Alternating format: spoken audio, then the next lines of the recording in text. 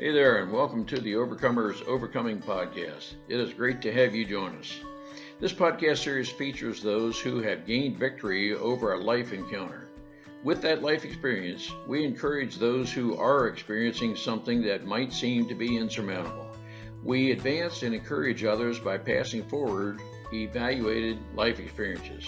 We have 3 objectives in this podcast series. We want to encourage those who are engaged in any type of life encounter by offering to walk with you to help you gain victory over anything that might seem impossible.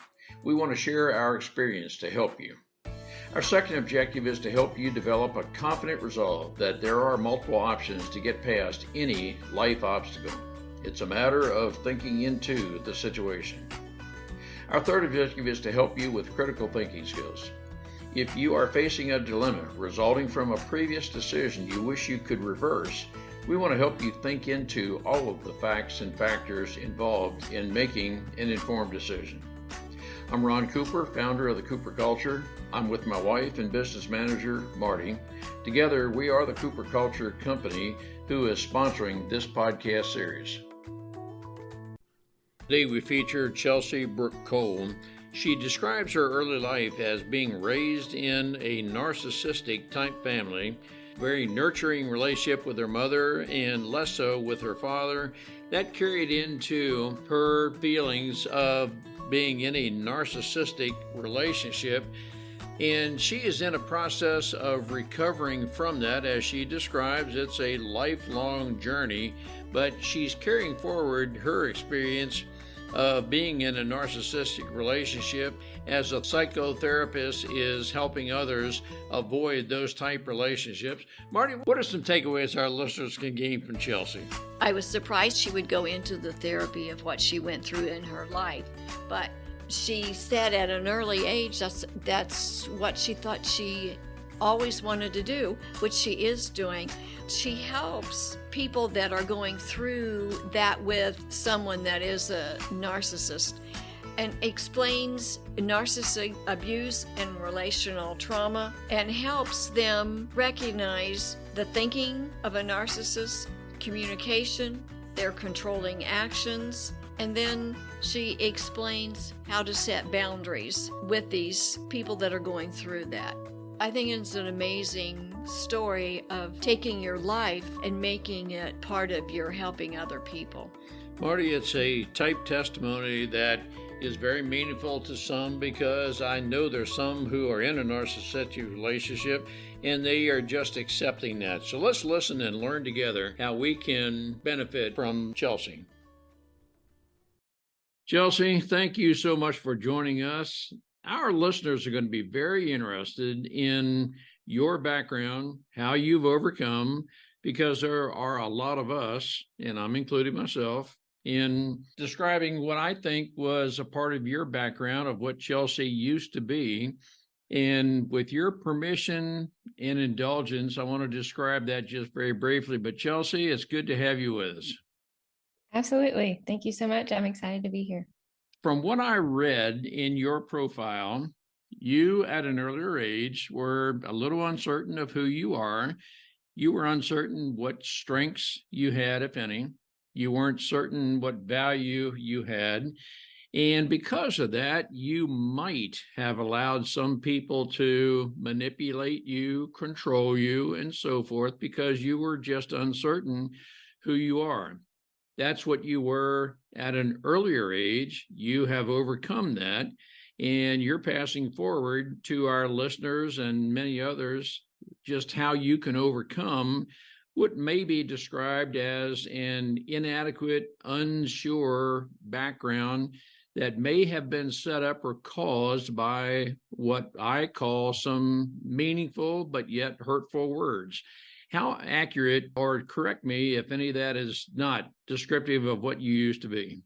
I think partly for sure. It's interesting because growing up, I had this dichotomy where I had a really secure attachment with my mom, who's super compassionate. She's like an empath, and we were very close. And then on the other side, my dad, I would have described as quite emotionally neglectful and cold and absent. He had one presentation to the public and to friends, and then at home would be very disengaged. And if things weren't going on that he was interested in, then he just wasn't present, really didn't develop much of a relationship with me. And I felt the tension at home.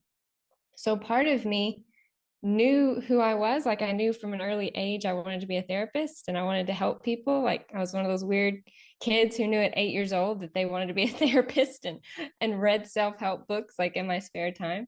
And then on the other side, I think the impact that dad had on me was I didn't know how to develop or feel familiar with healthy relationships, especially romantic relationships. That the foundation to feel familiar with these very hot and cold relationships. That is very descriptive, and thank you for that. I'm going to make a statement with no intention of blaming, but it is just assessing the way things used to be so that we can pass forward some of our evaluated life experiences.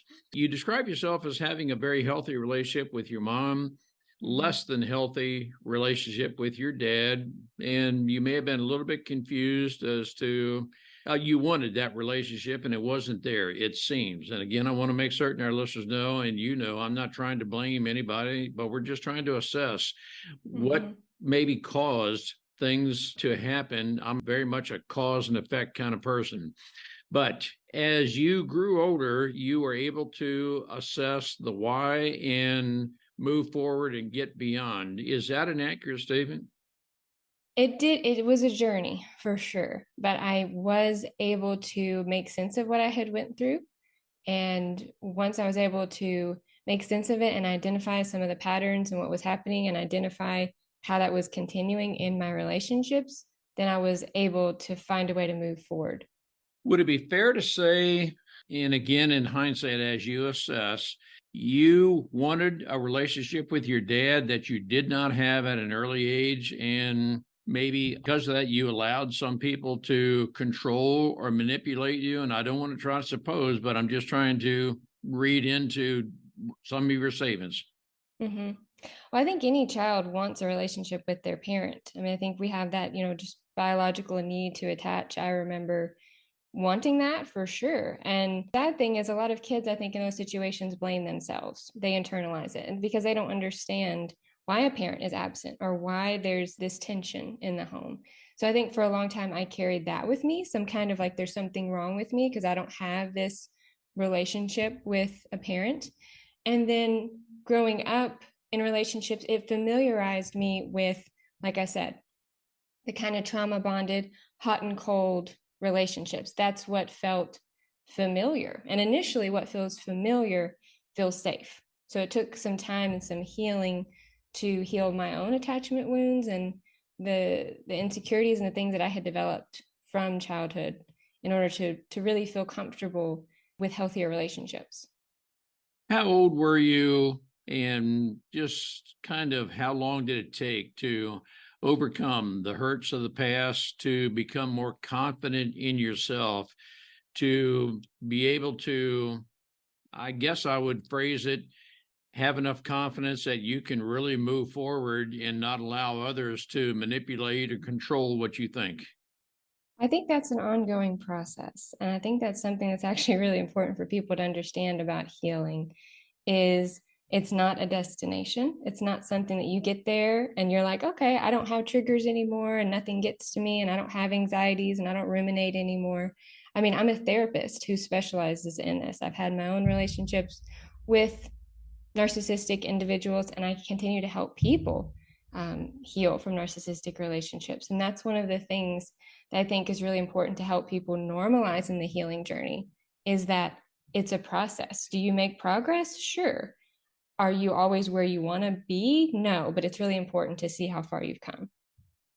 You mentioned triggers, and Marty and I do mention trigger points. I think what I'm hearing you say is you never you can't expunge what happened in the past. Various triggers can trigger those thoughts. So is it a matter of just managing how you think about those trigger points and be able to move beyond them as opposed to allowing those trigger points to hold you captive? I think the big difference is we have to have a mindset shift on what a trigger is. A lot of survivors feel that triggers are a sign of weakness. It means I haven't healed. It means I haven't made progress. I'm still stuck. I'm still bound to this. And I encourage people to look at it like triggers validate your reality. They show that what you went through was real because you wouldn't have triggers if you didn't go through something. So it's not that you're bad, but it is that you went through something bad or significant. And so recognizing that those triggers validate your reality and not judging them when they come up. I feel like that's what a lot of clients and I have experienced myself is there's this judgment and expectation around, well, I shouldn't still struggle with this, or I shouldn't still have this trigger or have this emotional reaction because logically I'm not in childhood anymore. I'm an adult, so I shouldn't have these fears or insecurities. And so recognizing that, bring compassion to your triggers and to those hurt parts of you instead of judging them. I think what I'm hearing you say as well is there is a mindset transformation, and that transformation is a lifelong journey. It's never a goal, but rather it's a journey you're working toward. Is that an overstatement? I think that's 100% accurate. Like I said, the biggest thing for people to continue on their healing journey is to make sure you're looking at your progress, make sure you're looking at, you are a different person today than you were 6 months ago, a year ago. So many survivors are looking in the future and they see where they want to be. And so they really overlook or dismiss how much that they have already overcome. So what are, and well, I was about to ask you, what are some of the things, but I'll let our listeners know. And I'm going to note this on the narrative of this podcast, your website, but you have a narcissistic test there. And I went through that this morning. Very interesting to have a person go through that. And do you want to describe what that narcissistic test is, at least in just kind of some general terms?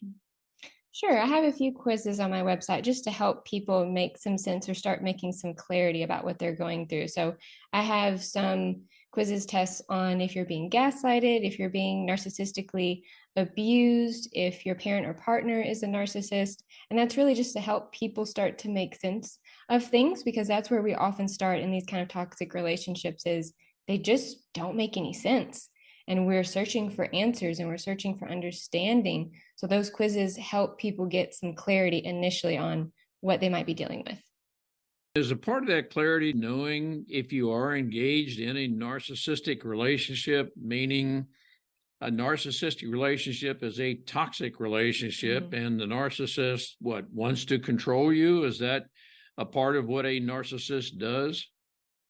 Oh, 100%. Yeah.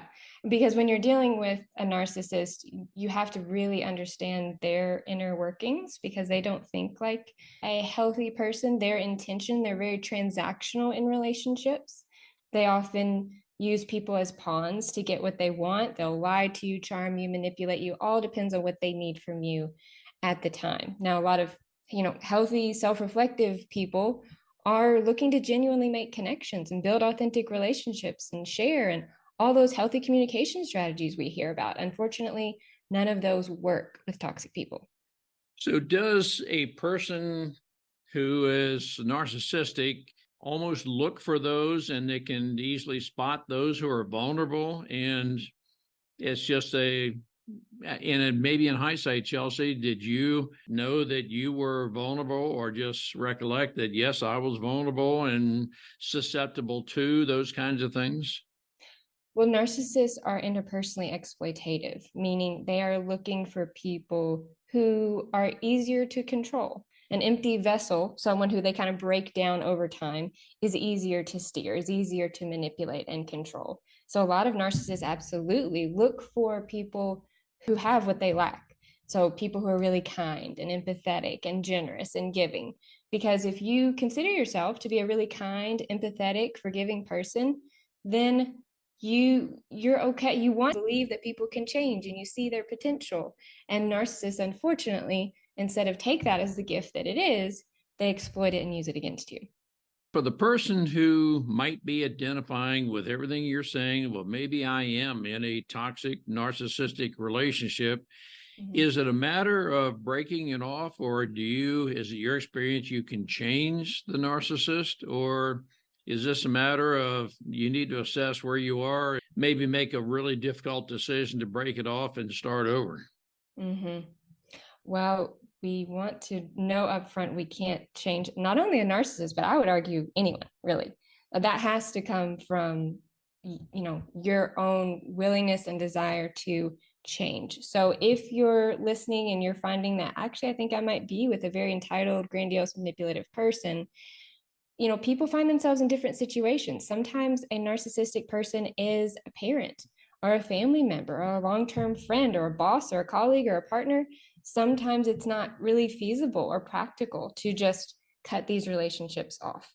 If you're able to go no contact, meaning you're able to get out of that relationship and not have to talk with that person, research suggests that's the best strategy that has the most helpful effects, but that's just not, again, realistic for a lot of people. So then it goes to boundaries, and not just physical boundaries like how much time you spend with them, but really those mental and emotional boundaries, because that's where narcissists push you the most. For the listener who may be in this kind of relationship that, gosh, I need to reassess everything and maybe just break off, can you help that person start out? And really what I'm asking is, I'm really getting to elementary terms. As you're looking for a prospective long-term mate, do you suggest that person look at values, attributes, and character traits, those kinds of things? Can you identify early on what some of those are? And is that a way to get started in a new relationship to hopefully not go down the same track that I just went through type thing? Mm-hmm. You definitely want to be looking for red flags early if you're able to do that. Some of the things we can be looking for, because narcissists are quite grandiose, they tend to be very superficial. They focus a lot on what things look like and being charming and charismatic. Their relationships tend to be quite superficial. Like I said, they look for people they can manipulate or charm. They have this kind of grandiose sense of self, like, I'll briefly describe. Grandiose narcissist is what most people think of when they hear the term narcissist. They come across as quite charming, but also arrogant and entitled. Sometimes that kind of narcissist is honestly a little bit easier to spot, because you might kind of feel drawn in sometimes because they can be very charismatic.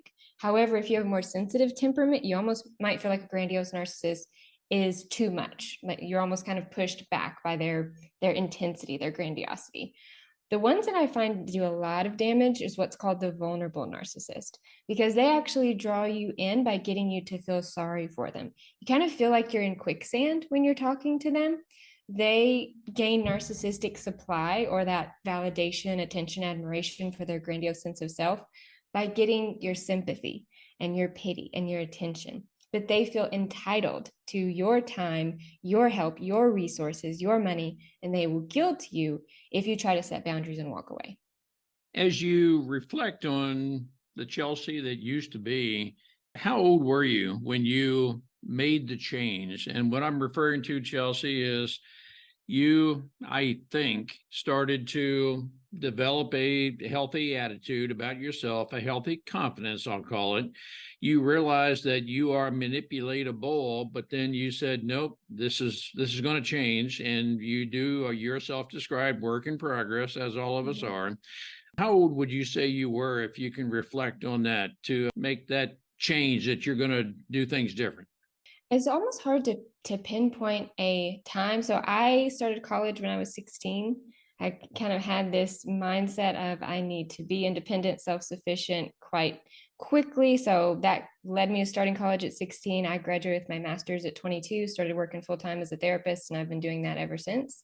So it's really been a process. I mean, I was exposed to talking about psychology and narcissism and that stuff in undergrad, in grad school, obviously going through counseling. That whole counseling program when you're going through your master's is almost a big group counseling session anyways. You do a lot of personal work there too. So I definitely had a lot of growth during that period of making sense of things, understanding things, healing those attachment wounds.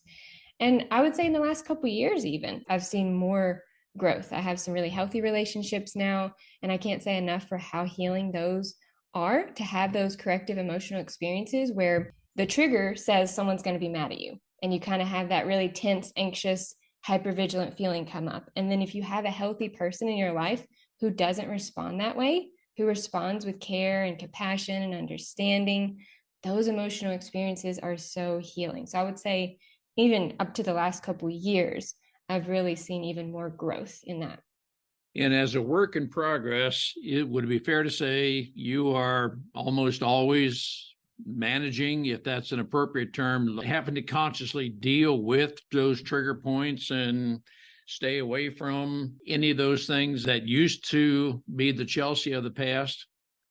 I don't know that I almost see the human experience as one fluid kind of consciousness, where it's not like you are your just your child self and then you pop into adulthood. Our body really holds those memories. It holds everything that you've been through. So are there moments when I think, I'm good in my adult self that I've worked on and the healthy parts of me that I've developed more? And then there are periods where I can identify, ooh, that's kind of that child part coming up, or people pleaser part coming up. And so it's just one of those really fluid experiences. We're all kind of mixed with things that are healthy and then parts of us that we keep working on. I appreciate the fact you said it's okay for the trigger points, because that helps you realize you're in that moment, but you're getting through that moment. So it's okay, because I think we punish ourselves when we think back, oh, this is what hurt me and I don't want this again. And what do I do about it? A listener could just say, it's okay. I'm okay going through this, and I will get through it, because they want to. Do you sometimes deal with trigger points or flashbacks, or possibly are they very frequent? The other thing I would ask you, do those flashbacks or trigger points frequently dominate your current thought process, dominate in a negative way, cause you to think less of yourself, cause you to doubt your worth, maybe create anxieties in you that cause you to think irrationally? Trigger points and thoughts of the past are very common. We never totally expunge or erase things of the past. It is a matter of dealing with them. I want to encourage you, seek help, professional help, the help of a coach to help you beyond those things of the past that tend to dominate your current thought, tend to influence your current thinking, and cause you to possibly have negative thoughts or those thoughts that are not edifying to you and possibly others. Let's work together. Right. If anything, the most healing happens in the way you start interacting differently with yourself. When you have those moments that come up, because sometimes even as an adult, we can kind of be triggered to feel like a kid again. And that's always a sign to me that that's like an earlier, not necessarily unhealed, but raw, perhaps a vulnerable part of you that's coming up. And so it's a difference of saying, why am I still dealing with this? I should be over this by now. To, you know what, I went through something and I'm having a moment right now, and it's okay for me to take some time out, or to call a friend or ask for help, or just be gentle with myself. Right. Forgive yourself for whatever. I mean, however you reacted to that moment way back when, you don't have to react that way now. Yeah, because, as we come into adulthood, we are able to see things from a different perspective. When you're a kid, you don't know what's happening in your environment. You don't necessarily even know that another way exists. You're just in your home life, living it, surviving it. So when you get to adulthood, I think the thing that we have now is perspective. We can look back and go, oh, like how my parents raised me maybe wasn't best for me, or maybe they were doing what they could, but it still had this impact on me. And I have to acknowledge that now and bring compassion to myself. Talk to the listener who is in a very toxic relationship, and I'm going to be a bit stereotypical, perhaps, in saying that it may be the male who is more dominating than the female. The male is, just because of his stature and whatever else, is a very controlling, dominating, manipulative kind of person and wants to keep you in this toxic relationship, that he has total control of you. You know it's toxic. You know you want to break it up, but he has such a control over you. In fact, you're concerned there may be retribution from breaking up from him and these kind of things, and you just feel totally trapped. How do you work with a lady who feels that way? And a lot of my clients are in that exact position. Of course, both males and females can be abusive, but statistics show that males are more likely to be narcissistic. And in that example you're describing, really the word that comes up is coercive control. That where they've instilled this fear or domination where you almost feel like you don't have choices at this point. And so part of the way that I would initially work with a person like that is to help them get their voice back, setting what I call silent boundaries. And that's essentially where you start allowing yourself to think your own thoughts and feel your own feelings. Because if you're in a relationship like that, it's very likely a lot of gaslighting is happening, where they have broken down your sense of self-trust, your sense of being able to understand what's going on or correctly interpreting reality. So those silent boundaries are the things you do that no one else even necessarily knows you're doing, but you start giving yourself back to yourself, your thoughts, your feelings. And so let's say that very narcissistic partner is talking to you and telling you how you should feel or what you should think or how things are going to be. And you just allow yourself to start thinking, I don't agree with that. I don't think that. This is how I feel. This is actually what happened. Writing things down can be a really good way to help start validating your reality, because again, gaslighting makes you question everything, your memory, your competence. So if you're able to write things down, things that have happened in the relationship, and be able to look back on that and go, oh yeah, we did talk about that. And they said, I never told them that, but actually I did. Or here's the conversation we happened and here are the facts. That can really help you start to validate your reality and come back to your sense of self. Is it therapeutic to have a friend, and maybe confidence as being a part of this? Boundaries and confidence are work hand in hand. That is, I have to know my boundaries, but I have to be confident enough that I can enforce those boundaries. And sometimes I'm thinking it may be beneficial to talk with a person who empathizes with you, and you can talk some things into existence. Now I'm referring to confidence, that as I verbalize my boundaries and I speak with a person that I feel very safe in sharing, I can develop a confidence to confront, if that's an appropriate term, my narcissistic person. The more I talk with and exercise my confidence, the greater the confidence I have in being firmer on those boundaries. Is that a viable approach? I think those reaching out for those healthy relationships are super important, because it's often in telling other people that you realize what you're going through. Because when you can tell a friend, hey, this happened between me and my partner, how does that sound to you? And you're able to get that feedback from that friend of, wow, that's not okay. You start to see just how far off from healthy perhaps that relationship is. And that can be a super validating way to help you really start to see what's going on. And like you said, develop that confidence again. I can envision gaslighting, narcissistic behaviors, manipulation, control, and so forth, with some people can cause us to isolate. I just don't like being where I am, but I don't know who my friend is, a person who would empathize with me. I'm not sure I have a person with whom I have a safe relationship that I can even express myself. So therefore, I will isolate.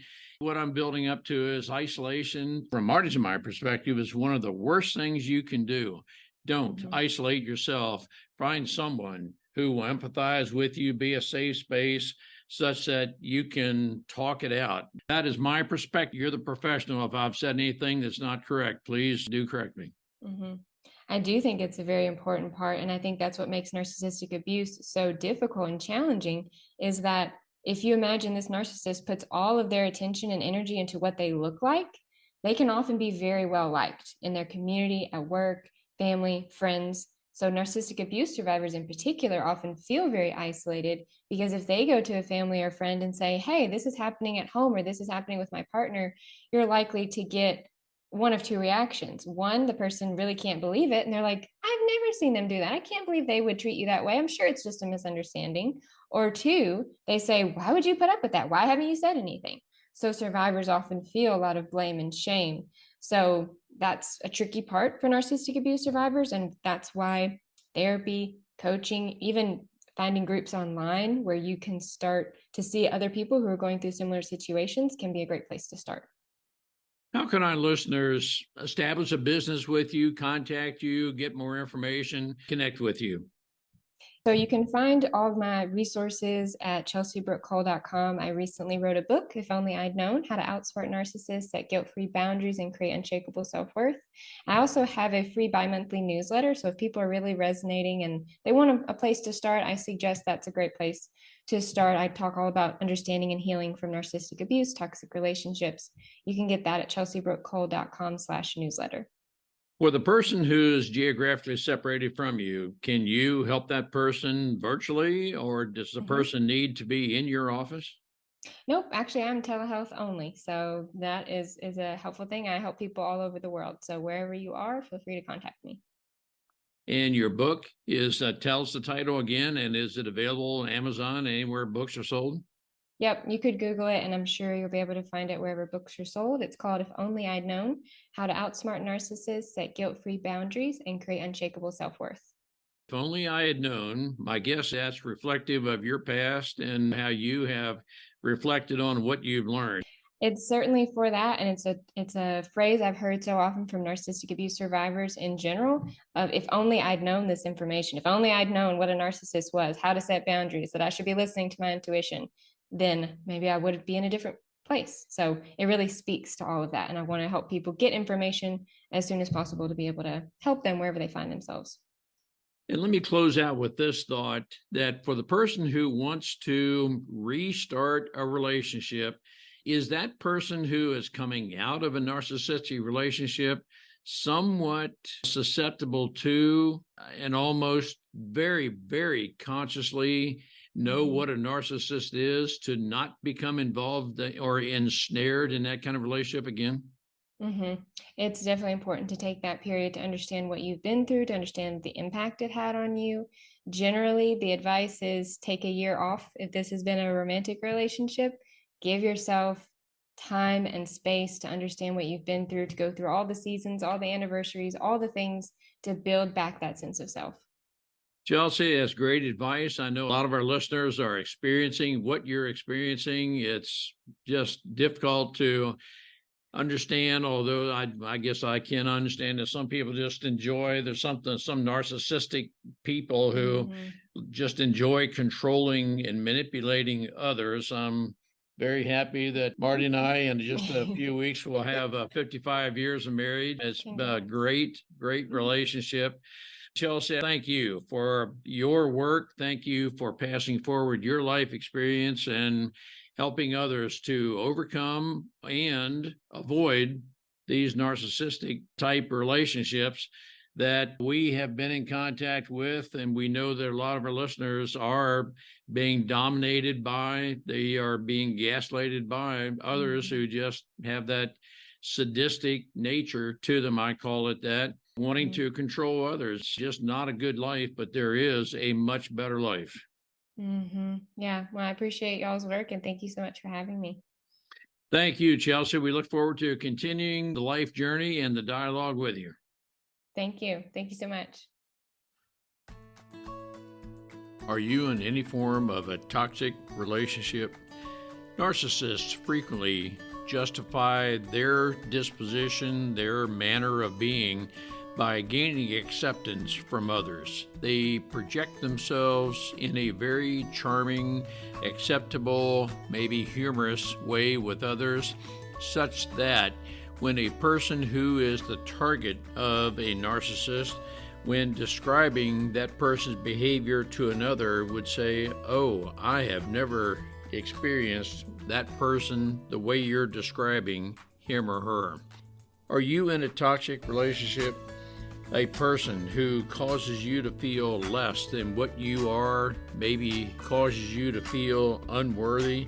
That's a part of gaslighting, and it's a part of making you feel you are not worthy of being the person God created you to be. Chelsey is very eloquent in talking about boundaries. We need to have boundaries beyond which we say, "You're not going to take me there," such as, "You're not going to make me feel unworthy. You're not going to make me doubt whether I told you something, but rather I'm going to stand up to what I know to be truth, what I know to be fact." It is a matter of having the confidence to express yourself in a very confident way, not to demean someone, but to be very confident. I am not the person you are trying to negatively describe. If you are feeling any type of less self-worth than what God created you to be, if you feel any amount of blame, shame, such that possibly you would consider isolating, I want to encourage you to take an introspective look. Please seek help of a coach, a therapist, someone who can help you realize you are in a toxic relationship. You are with someone who's trying to make you feel less than who you are, what you can be. When you have the confidence to know you can confront that person, you have the confidence, you can deal with the situation you are in, you're able to verbalize those boundaries, not in a demeaning, caustic way, but rather, "No, you're not going to make me feel this way about myself. We're going to deal with this situation." Marty and I have a red flag questionnaire in our relationship course that can help you identify whether you are possibly in a caustic, toxic relationship. Some people want to make you feel that what you're sensing is just normal. You just deal with it and continue on. But when you stop to take an introspective look, you can learn if you are in a toxic relationship. You can seek the help of a coach, therapist, and deal with the situation you are in. Marty and I are certified coaches through the John Maxwell Leadership Certified Team.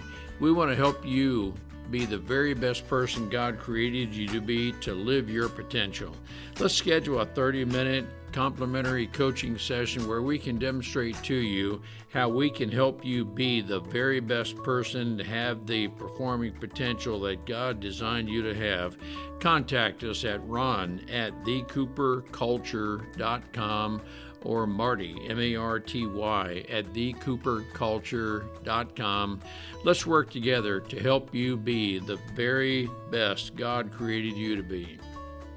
We hope you'll want to share this podcast with your podcast friends, your LinkedIn connections, your Facebook friends, your Twitter and Instagram communities.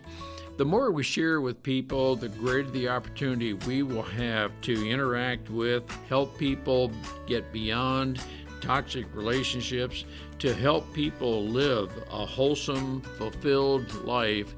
There are some who unfortunately get pleasure out of demeaning others to control others and make them feel a lesser person than who they are. The more we work together, the greater the opportunity we will have to advance others, to help them be the person God created them to be, to live a total, fulfilled life. We look forward to the opportunity to speak with your group, to share our life experiences, to help advance people within your group. You can contact us at espeakersplural.com Search for Ron Cooper, F4 Pilot. I look forward to speaking with your group, interacting with you, and helping you get beyond whatever you may be dealing with to help you be the very best person God created you to be. We look forward to working with you to advance people to their maximum performance potential.